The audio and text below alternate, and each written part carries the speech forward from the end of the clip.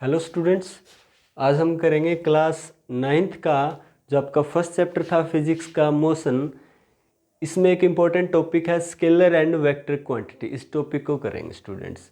तो देखिए, जो आपका फिजिक्स होता है ना, फिजिक्स मतलब अभी आपका 9th क्लास है, साइंस है। मतलब साइंस में ना 3 पार्ट होते हैं आपके साइंस के, फिजिक्स, केमिस्ट्री और bio.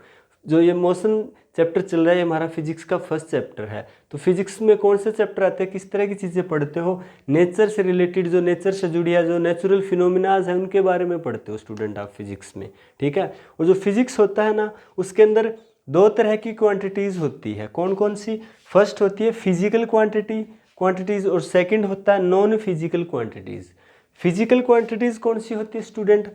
Are those quantity which can be measure with the help of suitable magnitude is called physical quantities. Physical quantities वो क्वांटिटीज़ होती है जो क्या है, विच कैन बी मेजर, जिनको हम क्या कर सकते हैं, मेजर कर सकते हैं, माप सकते हैं, with the help of suitable magnitude. Suitable magnitude की हेल्प से उनको हम मेजर कर सकते हैं। अच्छा स्टूडेंट, मैग्नीट्यूड क्या होता है? मैग्नीट्यूड होता है न्यूमेरिकल वैल्यू, जैसे 1, 2, 10, 100, 200, 500, ये जो वैल्यू होता है ना, न्यूमेरिकल वैल्यू, इसको मैग्नीट्यूड बोलते हैं स्टूडेंट। और जिन चीज़ों को हम, जिन क्वांटिटीज़ को मैग्नीट्यूड की हेल्प से मेज़र कर सकते हैं, वो सारी की सारी फिजिकल क्वांटिटीज़ के अंदर आती है। जैसे फॉर एग्जांपल आपका टाइम हो गया। जैसे आपका पेपर होता है, उस पर लिखा होता है कि पेपर जो है ना 3 आवर्स का है। जैसे लिखा है 3 आवर्स का, तो ये जो 3 है वो क्या है, न्यूमेरिकल वैल्यू, यानी कि क्या है, मैग्नीट्यूड। यानी कि टाइम को हम किस मैग्नीट्यूड की हेल्प से क्या कर सकते हैं, मेज़र कर सकते हैं। तो ये आपका फिजिकल क्वांटिटी हो गया। आगे जैसे डिस्टेंस है, अब डिस्टेंस को हम कैसे लिखते हैं, जैसे 10 किलोमीटर, 20 किलोमीटर, 200 किलोमीटर, 500 किलोमीटर। इसका भी आगे भी क्या लगता है, न्यूमेरिकल वैल्यू लगता है। यानी कि इसका भी क्या होता है, एक मैग्नीट्यूड होता है। मैग्नीट्यूड होता है, इसका मतलब जो डिस्टेंस है वो भी क्या हो गया, फिजिकल क्वांटिटी हो गया आपका। इसके बाद आता है जैसे लेंथ मेजर करते हो आप। जैसे मान लेते हैं कि इस टावर का जो लेंथ है वो बता रखा है कि इसका लेंथ जो है ना 250 मीटर है। तो ये जो 250 है वो क्या है, न्यूमेरिकल वैल्यू है, मैग्नीट्यूड है। यानी कि लेंथ को भी हम क्या कर सकते हैं, मैग्नीट्यूड की हेल्प से जो है लेंथ का मेजरमेंट कर सकते हैं। तो ये जो है क्या है, एक फिजिकल क्वांटिटी है। इसके बाद आता है जैसे स्पीड को भी क्या कर सकते हैं, स्पीड का भी मैग्नीट्यूड होता है। जैसे इस तरह से लिखते हैं कि इसका जो स्पीड है किसी बाइक का 40 किलोमीटर पर आवर इसका स्पीड है। तो ये 40 क्या है, न्यूमेरिकल वैल्यू है, मैग्नीट्यूड है। मैग्नीट्यूड की हेल्प से मेजरमेंट कर सकते हैं स्पीड का। इसका मतलब स्पीड क्या हो गया आपका, फिजिकल क्वांटिटी हो गया। ऐसे ही वेलोसिटी हो गया, ऐसे ही फोर्स हो गया। फोर्स जैसे हम कहते हैं कि इस पर 10 न्यूटन फोर्स लग रहा है, 20 न्यूटन फोर्स लग रहा है। तो ये देखिए 20 न्यूटन फोर्स लग रहा है। ये 20 क्या है, न्यूमेरिकल वैल्यू है। न्यूमेरिकल वैल्यू बोले तो एक मैग्नीट्यूड है। यानी कि फोर्स का मैग्नीट्यूड होता है। फोर्स को मैग्नीट्यूड की हेल्प से हम क्या कर सकते हैं, मेजर कर सकते हैं, मेजरमेंट कर सकते हैं। इसका मतलब फोर्स क्या हो गया आपका, फिजिकल क्वांटिटी हो गया स्टूडेंट। इस तरह से बहुत सारी ऐसी क्वांटिटीज़ है जिनका हम मेजरमेंट कर सकते हैं मैग्नीट्यूड की हेल्प से। उन सबको हम फिजिकल क्वांटिटी कहते हैं। इसके बाद है स्टूडेंट नॉन फिजिकल क्वांटिटीज। नॉन फिजिकल क्वांटिटीज कौन सी होती है student? Are those quantity which can not be measure with the help of suitable magnitude. Are those quantity, इस तरह की क्वांटिटीज जिनको हम क्या मेजर नहीं कर सकते, माप नहीं सकते with the help of suitable magnitude. Suitable magnitude की हेल्प से जिनका मेजरमेंट नहीं हो सकता, वो कौन सी होती है, नॉन फिजिकल क्वांटिटीज। जैसे एग्जाम्पल, जैसे लव हो गया, हेट हो गया। अभी आपसे कोई पूछे कि आप अपने पेरेंट्स से जो है कितना प्यार करते हैं, कितना लव करते हो, तो आप बता सकते हो, इस तरह से कह सकते हो क्या, मैग्नीट्यूड के साथ बता सकते हो क्या? जैसे हम अपने पेरेंट्स से 1000 किलो प्यार करते हैं, 1000 किलोमीटर करते हैं, 500 किलोमीटर कर सकते हैं। इस तरह का कभी भी मैग्नीट्यूड की हेल्प से इन चीज़ों को नहीं बता सकते। तो ये क्या हो गया, ये आपका हो गया नॉन फिजिकल क्वांटिटीज़। और जैसे हेट है, अब आपको किसी दूसरे बंदे की जो गलत आदत है उससे नफ़रत है, तो आप बता सकते हो क्या उसकी बुरी आदत से आपको कितनी ज़्यादा नफ़रत है। मैग्नीट्यूड की हेल्प से बता सकते हो क्या, अभी 1000 मीटर है, 1000 किलो है, इस तरह कभी नहीं बताते, इस तरह कभी नहीं कहते। तो इसका मतलब ये जो ऐसी क्वांटिटीज़ है जिनको हम मैग्नीट्यूड की हेल्प से जो है एक्सप्रेस नहीं कर सकते, तो ये नॉन फिजिकल क्वांटिटीज़ के अंदर आती है स्टूडेंट।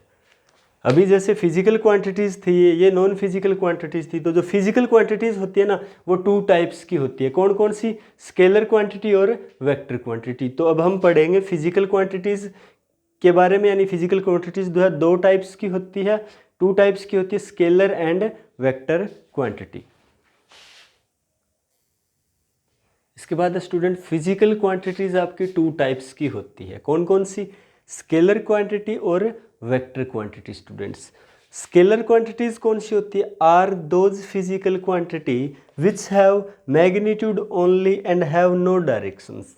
तो स्केलर क्वांटिटीज कौन सी होगी? आर दोज फिजिकल क्वांटिटीज, ये वो फिजिकल क्वांटिटीज है विच हैव मैग्नीट्यूड ओनली, जिनके पास सिर्फ और सिर्फ क्या होता है? मैग्नीट्यूड होता है। मैग्नीट्यूड का मतलब उनके पास सिर्फ न्यूमेरिकल वैल्यू होता है, एंड हैव नो डायरेक्शन, उनके पास कोई डायरेक्शन नहीं होता। जैसे एग्जांपल हो गया distance, speed, time, work done etcetera.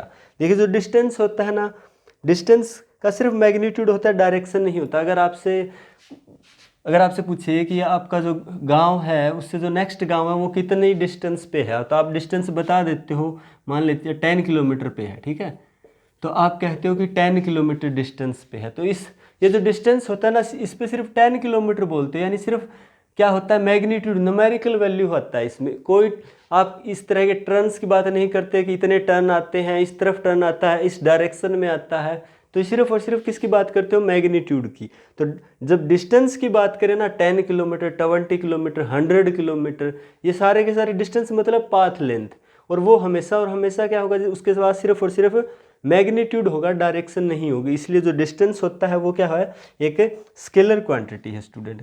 इसके बाद है स्पीड। स्पीड क्या होता है?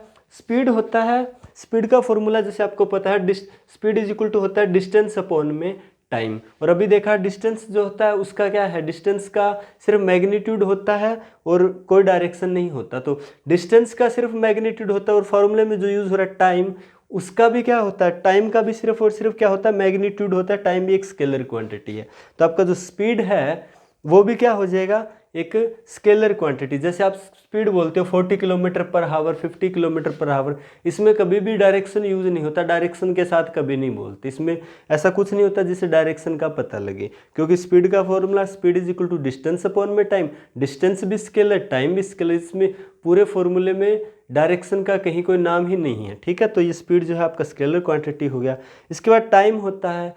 टाइम भी क्या है? एक स्केलर क्वांटिटी है, सिर्फ मैग्नीट्यूड यूज़ करते हैं। जैसे आपका पेपर 3 आवर्स का है तो ऐसे कहेंगे पेपर जो है 3 आवर्स का, यानी कि मैग्नीट्यूड यूज़ कर रहे हैं। ऐसा कभी नहीं होता कि आपका पेपर 3 आवर्स नॉर्थ में है, 3 आवर्स ईस्ट में है, डायरेक्शन का कभी यूज़ नहीं होता। तो ये भी आपका स्केलर क्वांटिटी है। इसके बाद वर्क डन है। वर्क डन भी क्या होता है? एक स्केलर क्वांटिटी है। वर्क डन के अंदर भी सिर्फ और सिर्फ क्या होता है? आपका मैग्नीट्यूड होता है, डायरेक्शन नहीं होता कि वर्क डन जो है वो किस डायरेक्शन में किया गया है। तो आपका जो स्केलर क्वांटिटीज़ के ये सारे एग्जाम्पल हैं। इसके बाद है वेक्टर क्वांटिटीज़। वेक्टर क्वांटिटीज़ कौन सी होती है? आर दोज फिजिकल क्वांटिटीज़, ये वो फिजिकल क्वांटिटीज़ है which have both magnitude and direction, जिनके पास मैग्नीट्यूड और डायरेक्शन दोनों चीज़ें होती है। मैग्नीट्यूड यानी न्यूमेरिकल वैल्यू भी होती है, डायरेक्शन यानी कि आप जो 4 डायरेक्शंस होती हैं उनमें से एक डायरेक्शंस भी इनके पास होती है। जैसे एग्जाम्पल हो गया इनका डिस्प्लेसमेंट। अच्छा स्टूडेंट, डिस्प्लेसमेंट क्या होता है? डिस्प्लेसमेंट होता है यानी कि 2 पॉइंट्स के बीच का जो शॉर्टेस्ट पाथ लेंथ है वो डिस्प्लेसमेंट होता है। जैसे एक पॉइंट यहाँ है, कहीं भी हो सकता है, दूसरा पॉइंट स्टूडेंट ए बी, इन दोनों के बीच का जो शॉर्टेस्ट पाथ लेंथ है वो डिस्प्लेसमेंट। और शॉर्टेस्ट पाथ लेंथ यानी कि यहाँ से यहाँ तक का शॉर्टेस्ट पाथ लेंथ क्या हो सकता है? बिल्कुल सबसे छोटे से छोटा रास्ता, बिल्कुल स्ट्रेट पाथ, ये वाला। तो ये यहाँ डिस्प्लेसमेंट हो जाता है। ये मान लीजिए कि इतना 2 किलोमीटर का है तो डिस्प्लेसमेंट हम कहेंगे कि 2 किलोमीटर्स का है। अब इसमें मैग्नीट्यूड तो आ रहा है ना, डिस्प्लेसमेंट की बात करें तो मैग्नीट्यूड यूज़ हो रहा है 2 किलोमीटर, यानी न्यूमेरिकल वैल्यू यूज़ कर रहे हैं। लेकिन इसमें डायरेक्शन कहाँ आता है? देखिए स्टूडेंट, 2 पॉइंट्स कहीं भी होंगे, किसी भी जगह, दूसरा पॉइंट यहाँ भी हो सकता है, यहाँ भी हो सकता है, यहाँ भी हो सकता है, और उसका डिस्प्लेसमेंट की बात करेंगे हमेशा और हमेशा स्ट्रेट पाथ हो जाएगा, ठीक है। तो उसकी डायरेक्शन जो है ना हम आसानी से निकाल सकते हैं। हमें पता 4 डायरेक्शंस होती है तो निकाल सकते हैं कि जो डिस्प्लेसमेंट है वो किस डायरेक्शन में है, नॉर्थ में है, ईस्ट में है, वेस्ट में है। तो इस तरह से जो डिस्प्लेसमेंट होता है ना उसका क्या होता है? मैग्नीट्यूड भी होता है और डायरेक्शन भी होता है। इसलिए जो डिस्प्लेसमेंट है वो वेक्टर क्वांटिटी होता है। इसके बाद आता है वेलोसिटी। वेलोसिटी क्या होता है स्टूडेंट? वेलोसिटी होता है, velocity is equal to displacement upon में टाइम होता है, ये फॉर्मूला होता है। तो वेलोसिटी के अंदर जो डिस्प्लेसमेंट होता है ना, अभी देखा डिस्प्लेसमेंट का क्या होता है, डायरेक्शन होता है। किस चीज़ का वेलोसिटी है, इसका मतलब ये हो गया, वेलोसिटी का मतलब ये हो गया कि वो जो ऑब्जेक्ट है, वो जो बॉडी है वो मूव कर रही है और स्ट्रेट पाथ पे मूव कर रही है। अगर वो मूव कर रही है और डिस्प्लेसमेंट दिया मतलब स्ट्रेट पाथ पे मूव कर रही है, तो हम उसका जो डायरेक्शन है वो आसानी से निकाल सकते हैं। डायरेक्शन आसानी से निकाल सकते हैं। मैग्नीट्यूड भी वेलोसिटी का होगा, तो जो वेलोसिटी होगा आपका क्या हो गया, वेक्टर क्वांटिटी हो गया। इसके बाद फोर्स की बात करते हैं। फोर्स जो होता है ना, फोर्स का जैसे फॉर्मूला होता है, फोर्स इज इक्वल टू होता है मास इनटू एक्सीलरेशन। ठीक है, तो इससे पहले एक्सीलरेशन का ही देख लेते हैं स्टूडेंट। एक्सीलरेशन भी क्या है, एक वेक्टर क्वांटिटी है। एक्सीलरेशन का फॉर्मूला क्या होता है, चेंज इन वेलोसिटी अपॉन में टाइम। और इसके एक्सीलरेशन के फॉर्मूले में भी ये आता है, देखिए चेंज इन वेलोसिटी अपॉन में टाइम, यानी कि इसके अंदर भी वेलोसिटी आ रहा है। और वेलोसिटी का आपको पता है, देखिए velocity is equal to displacement upon में टाइम, यानी कि इसके अंदर डिस्प्लेसमेंट आता है और डिस्प्लेसमेंट का क्या होता है, डायरेक्शन। इसका मतलब वेलोसिटी का भी डायरेक्शन है। और अगर वेलोसिटी चेंज हो रही है, जो rate of change of velocity, इसको एक्सीलरेशन बोलते हैं ना, वेलोसिटी चेंज हो रही है, तो कहने का मतलब है तो वेलोसिटी ना, तो इसका भी जो एक्सीलरेशन होता है, इसका भी क्या होता है, मैग्नीट्यूड और डायरेक्शन दोनों होते हैं। तो आपका एक्सीलरेशन है वो भी क्या है, एक वेक्टर क्वांटिटी है। इसके बाद बात कर रहे थे फोर्स। फोर्स देखिए, फोर्स इज इक्वल टू होता है मास इनटू में एक्सीलरेशन। ठीक है स्टूडेंट, तो देखिए एक मास होता है और एक वेट होता है। ये दोनों चीज़ें वैसे तो देखिए सेम लग रहा है कि सेम है, दोनों चीज़ें जो है अलग अलग होती है। मास होता है यानी कि कोई भी ऑब्जेक्ट होता है, कोई भी बॉडी होती है, उसके अंदर कितनी क्वांटिटी है, वो जो क्वांटिटी वाली चीज़ होती है वो मास होता है। और वेट क्या होता है, ये जो आपका ऑब्जेक्ट है वो नीचे की तरफ कितना फोर्स लगा रहा है, वेट जो है ना वो एक तरह का क्या है, फोर्स, कितना फोर्स लगा रहा है वो वेट है स्टूडेंट।